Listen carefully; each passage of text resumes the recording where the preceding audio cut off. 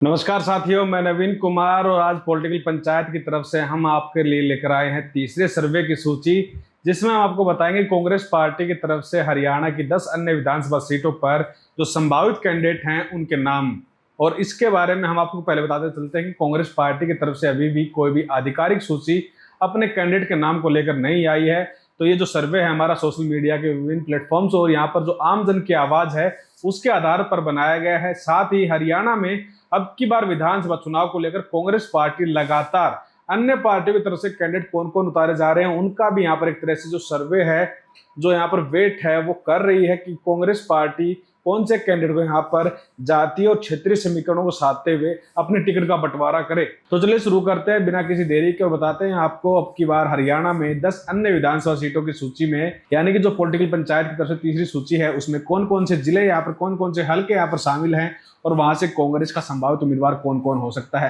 अगर हम बात करें यहाँ पर सबसे पहले कैथल की, तो कैथल में यहाँ पर रणदीप सुरजेवाला जो एक तरह से लगातार कांग्रेस पार्टी को मजबूत करने के लिए हरियाणा परिवर्तन रैली को जो उन्होंने दौर शुरू किया था, तो यहाँ पर वो ना सही लेकिन उनके बेटे जो हैं आदित्य सुरजेवाला, उनका नाम कहीं ना कहीं आगे आ रहा है कि आदित्य सुरजेवाला को अब की बार कांग्रेस पार्टी की तरफ से टिकट मिल सकती है। वो यहाँ पर लगातार दिखाई भी दे रहे हैं हरियाणा की राजनीति में।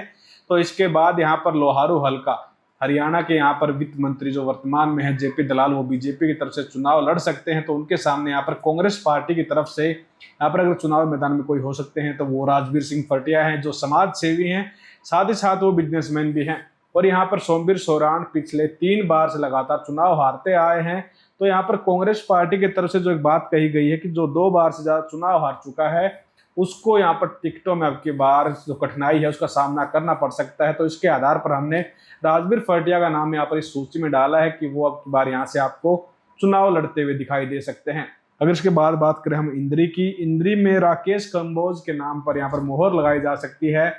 ऐसा इसलिए क्योंकि वो पिछले काफी लंबे समय से कांग्रेस पार्टी के लिए पैरवी कर रहे हैं और कांग्रेस पार्टी में उनका जो समर्थन है, जो यहाँ पर एक पैरवी है, वो यहाँ पर भूपेंद्र सिंह हुड्डा करते नजर आ सकते हैं,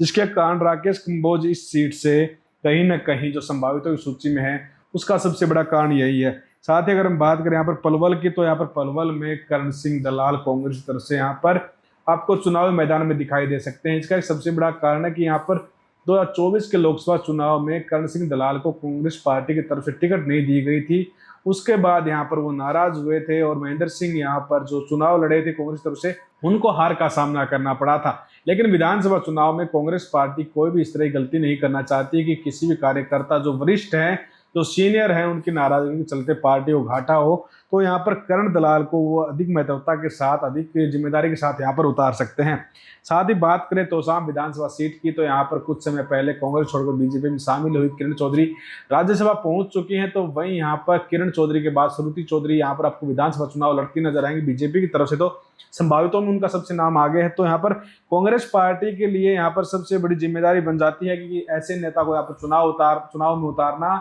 जो यहाँ पर चौधरी बंसीलाल के परिवार से ताल्लुकात रखता हो। तो इसके आधार पर यहाँ पर अनिरुद्ध चौधरी सबसे बेस्ट कैंडिडेट उनके लिए यहाँ पर नजर आ रहे हैं, इसलिए हमने उनका नाम इस सूची में डाला है। अगर इसके बाद बात करें हम फरीदाबाद एनआईटी की, तो फरीदाबाद एनआईटी से फिर से आपको नीरज शर्मा जो मौजूदा विधायक हैं कांग्रेस पार्टी के, और हरियाणा में वो लगातार बीजेपी पार्टी पर जो तरह के उनके आरोप रहे हैं फरीदाबाद नगर निगम को लेकर, या फिर जो उन्होंने कफन जो पहनकर उसके ऊपर जो विधानसभा में वो पहुंचे थे, उसके बाद लगातार हाईलाइटेड रहे हैं हरियाणा पार्टी में। हालांकि लोकसभा चुनाव में उनकी जो विधानसभा क्षेत्र है वहां से कांग्रेस को अच्छे खासे वोट प्राप्त नहीं हुए थे, लेकिन फिर भी वो इस लिस्ट में शामिल है क्योंकि हरियाणा में कांग्रेस पार्टी लगातार कोशिश कर रही है कि ब्राह्मण समाज के प्रमुख चेहरों पर वो सबसे ज्यादा टिकटों का एक तरह से दायित्व है वो डाले, ताकि हरियाणा में ब्राह्मण समाज का जो वोट है वो उनको मिल पाए। इसके बाद अगर हम बात करें फिरोजपुर झिरका की, तो यहाँ पर मामन खान कांग्रेस पार्टी के लिए सबसे उचित और सबसे अच्छे उम्मीदवार हो सकते हैं,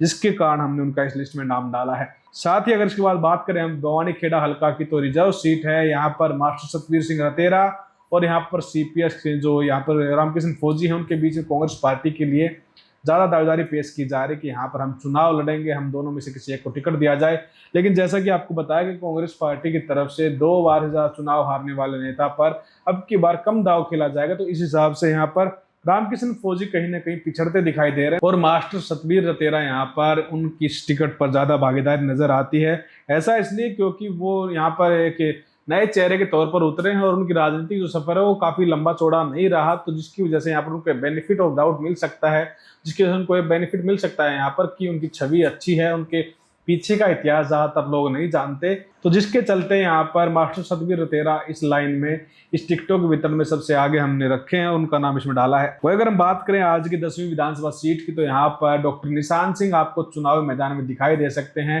कांग्रेस पार्टी के लिए अच्छे उम्मीदवार भी होंगे वो, और साथ ही साथ हरियाणा की राजनीति में सिख समाज का जो तरह से वोट बैंक है उसको साधने के लिए भी कहीं ना कहीं वो कारगर सिद्ध होंगे। लेकिन आप अपने विधानसभा क्षेत्र के बारे में जरूर बताइएगा कि आपकी फेवरेट विधानसभा सीट से आपका फेवरेट नेता है वो कौन सी पार्टी का है। धन्यवाद।